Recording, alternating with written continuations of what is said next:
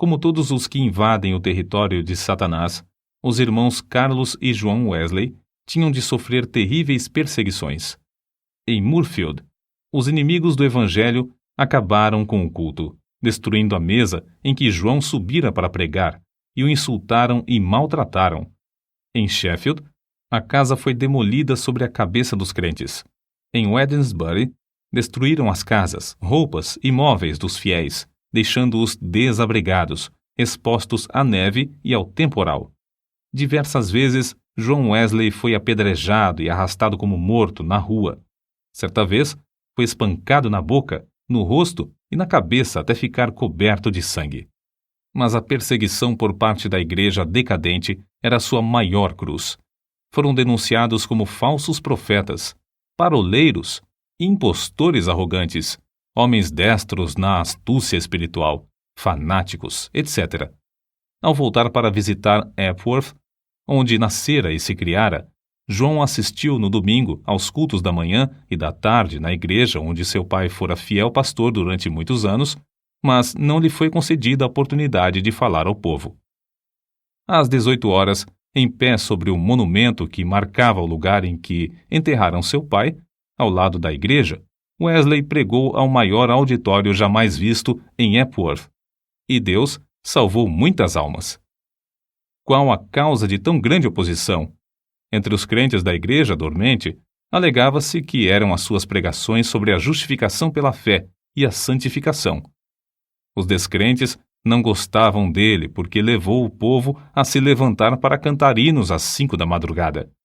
João Wesley não somente pregava mais que os outros pregadores, mas os excedia como pastor, exortando, confortando os crentes e visitando-os de casa em casa. Nas suas viagens, andava tanto a cavalo como a pé, ora em dias ensolarados, ora sob chuvas, ora em temporais de neve.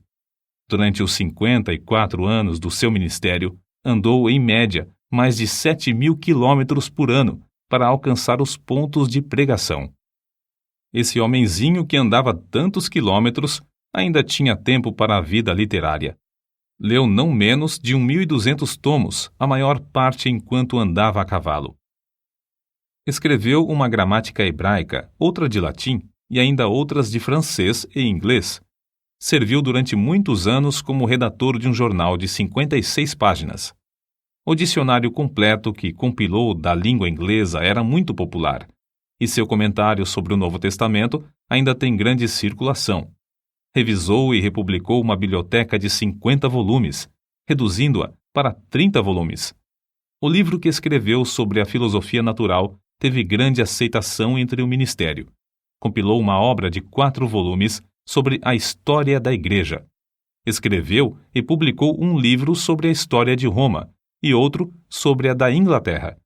Preparou e publicou 3 volumes sobre medicina e 6 sobre música para os cultos. Depois de sua experiência em Fetter Lane, ele e seu irmão Carlos escreveram e publicaram 54 inários. Disse que, ao todo, escreveu mais de 230 livros. Esse homem de físico franzino, ao completar 88 anos, escreveu: Durante mais de 86 anos, não experimentei qualquer debilidade de velhice. Os olhos nunca escureceram, nem perdi o meu vigor. Com a idade de 70 anos, pregou a um auditório de 30.000 pessoas, ao ar livre, e foi ouvido por todos. Aos 86 anos, fez uma viagem à Irlanda, onde, além de pregar 6 vezes ao ar livre, pregou 100 vezes em 60 cidades. Certo ouvinte assim se referiu a Wesley. Seu espírito era tão vivo como aos 53 anos, quando o encontrei pela primeira vez. Atribuiu a sua saúde aos seguintes fatores. Primeiro, ao exercício constante e ar fresco.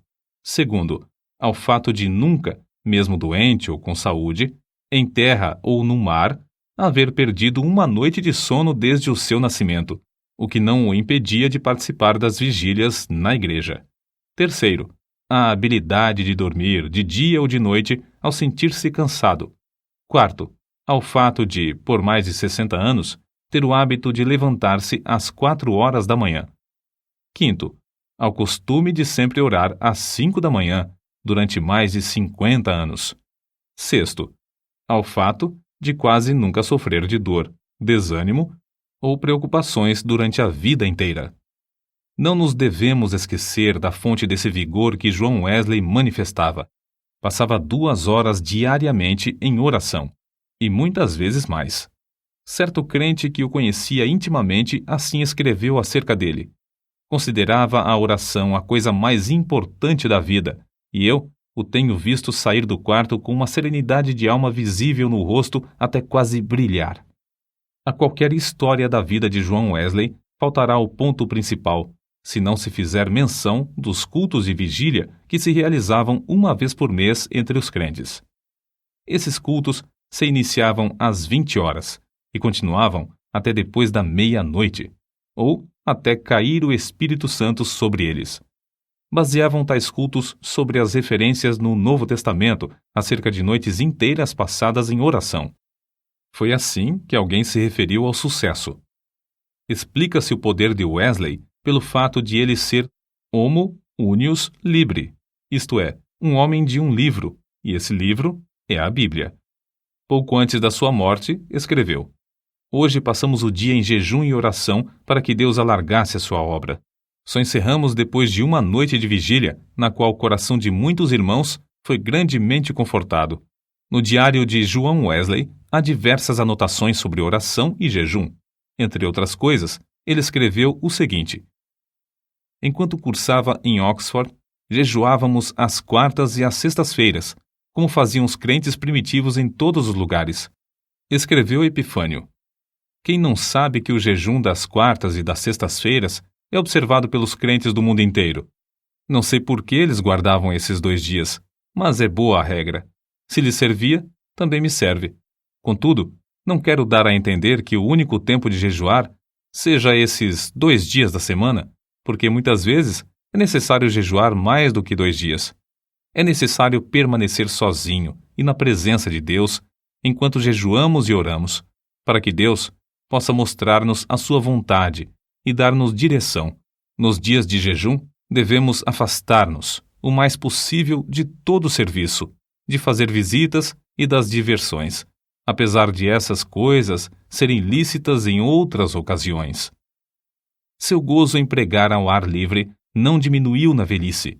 Em 7 de outubro de 1790, pregou pela última vez fora de casa sobre o texto: O reino de Deus está próximo, arrependei-vos e crede no Evangelho.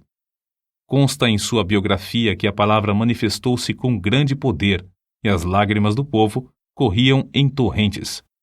Um por um, seus fiéis companheiros de luta, inclusive sua esposa, foram chamados para o descanso, mas João Wesley continuava a trabalhar. Com a idade de 85 anos, seu irmão Carlos foi chamado pelo Senhor, e João sentou-se perante a multidão, cobrindo o rosto com as mãos, para esconder as lágrimas que lhe corriam pelas faces. Seu irmão, a quem amara tanto durante tão longo tempo, havia partido, e ele, agora, tinha de trabalhar sozinho. Em 2 de março de 1791, com a idade de quase 88 anos, completou a sua carreira terrestre. Durante toda a noite anterior, não cessaram em seus lábios o louvor e a adoração, pronunciando estas palavras: As nuvens destilam a gordura. Sua alma saltou de alegria com a antecipação das glórias do lar eterno e exclamou: O melhor de tudo é que Deus está conosco. Então, levantando a mão, como se fosse o sinal da vitória, novamente repetiu: O melhor de tudo é que Deus está conosco. Às 10 horas da manhã, enquanto os crentes rodeavam o leito em oração, ele disse: Adeus. E assim passou para a presença do Senhor. Um crente que assistiu à sua morte assim relatou o ato: A presença divina pairava sobre todos nós. Não existem palavras para descrever o que vimos no seu semblante.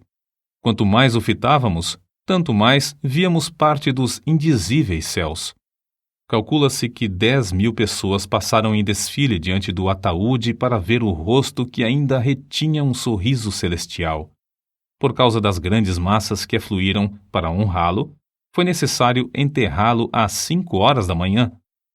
João Wesley nasceu e criou-se em um lar onde não havia abundância de pão. Com a venda dos livros de sua autoria, ganhou uma fortuna, com a qual contribuía para a causa de Cristo.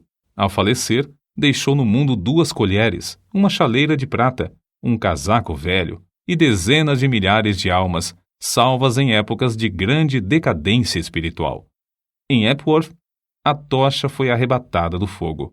Em Aldersgate e Fetter Lane, começou a arder intensamente e continua a iluminar milhões de almas no mundo inteiro.